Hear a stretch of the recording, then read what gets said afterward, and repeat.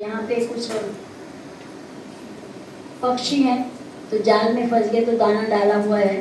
तो जब दाना डाला है तो हर पक्षी अपने हिसाब से सोच रहे हैं। कोई कह रहा है मैं दाने को लेकर मैं फसल उगा लूँगा, कोई कहता है मैं दाना खाकर जी लूँगा, कोई कहता है ठीक है फंस गए तो फंस ही गए, क्या करेंगे।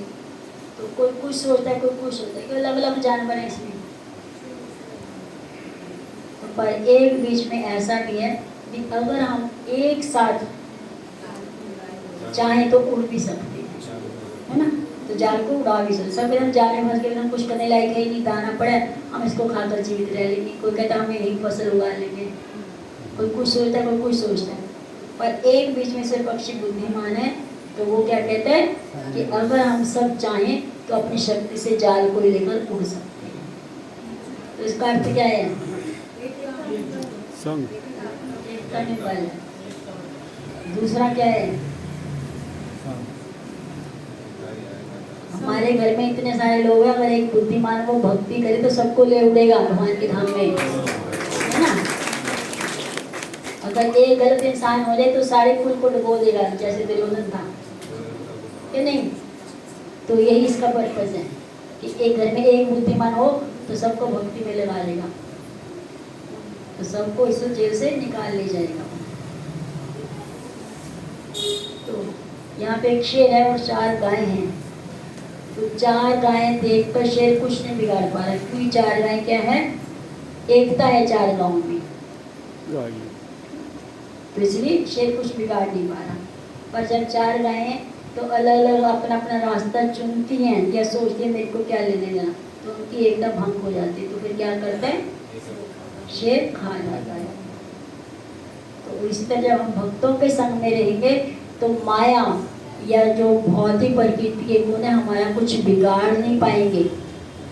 और जब हम अकेले रहेंगे तो प्रकृति के 3 गुण और शेर की तरह हमारे को खा जाएंगे।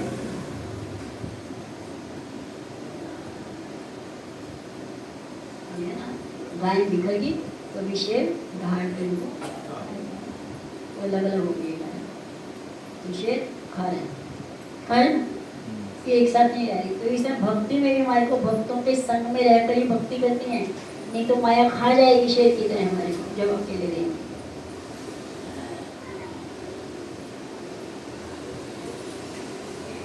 तो संग में क्या है? शक्ति होती है। तो यहाँ पे एक मगरमच्छ है और एक बंदर है। तो मगरमच्छ और बंदर की कभी दोस्ती हुई है? नहीं, है ना। पर यहाँ मगरमच्छ बंदर से दोस्ती कर लेता है। तो मगरमच्छ क्या है?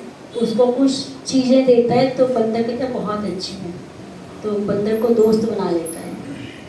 तो दोस्त बना लेते हैं। एक दिन क्या कहते हैं, आज मैं ना कुछ लेकर नहीं आ पा।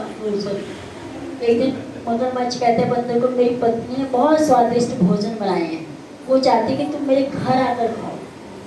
तो बंदर कहते हैं बहुत अच्छी बात है ये तो, क्योंकि रोज मगरमच्छ उसको खाने को दे रहे हैं ना, तो इसकी दोस्ती हो गई। अभी बंदर नहीं समझ पा रहा क्या करेगा मेरे साथ। तो बंदर कहते ठीक है चलते हैं। अभी मगरमच्छ तो पानी का जीव है, तो मगरमच्छी कहाँ रहती हो? तो पानी में कहीं रहती हो। तो बंदर मैं कैसे जाऊँगा? मगरमच्छ कहते मैं पीठ पे बैठ जाऊँ। तो मगरमच्छ अपनी पीठ पे बिठा लेते हैं बंदर को। जब आधे रास्ते पहुंच जाते हैं वो कहता है नहीं मेरी पत्नी बीमार है, उसने कुछ बनाया खाए नहीं वो। तो मेरे को किसी ने बोला अगर किसी बंदर की बलि दे देंगे ना तो हमारे संतान पैदा हो जाए, मैं इसलिए लेकर जा रहा हूँ। तो बंदर कहता ओ, बंदर भी आगे चुस्त है, चला गया। बंदर तो ओ, मैं अपना असली शरीर उस पेड़ पर ही छुड़ाया और शरीर नहीं तो बलि किसकी दोगे तुम? मगरमच्छ पे बहुत बुद्धू वाला काम करता है। अच्छा अरे तुम शरीर पेड़ पर छोड़ कर कहते चलो फिर लेके चलते हैं। तो मगरमच्छ वापस उसको पेड़ के पास लेकर आता है और बंदर क्या करता है? छलांग मारकर पेड़ पे चढ़ जाता है। तो इसी तरह मगरमच्छ कौन है हमारे यहाँ? 3 गुण हैं, या फिर बहुत सारे खराब लोग हैं जो हमारे को लालच देते हैं घर में प्रसाद पाने का, जैसे मगरमच्छ लालच और बाद में बलि देने पर आ गया। तो ऐसे ही दुनिया में लोग हैं हमारे को लालच देते हैं, आपको इतनी बड़ी नौकरी देंगे, इतनी अच्छी लड़की से शादी कराएंगे, ये कराएंगे वो कराएंगे, और बाद में जैसे फॉरेन में आजकल ही चल रहा है ना, यहाँ से बच्चों को ले जाते हैं और ये बहुत अच्छी नौकरी मिलेगी आपको, रहने को भी दिया जाए, खाने को भी दिया, इतने लाख आपको दुकान, और बाहर जाकर झाड़ू पोछा करवाते हैं, कुछ नहीं देते। तो वही हाल यहाँ, तो बहुत ही जगह के लोग ऐसे हैं मगरमच्छ की तरह। तो अगर हम बंदर की थोड़ी सी बुद्धि लगाएंगे तो हम भक्ति में प्रवेश करके भक्तों के संग में आ जाएंगे और अपनी रक्षा कर पाएंगे। फिर श्रीमद् भागवत कितना है ये तो थोड़ा बल्कि बस आखिरी एक आ दिया।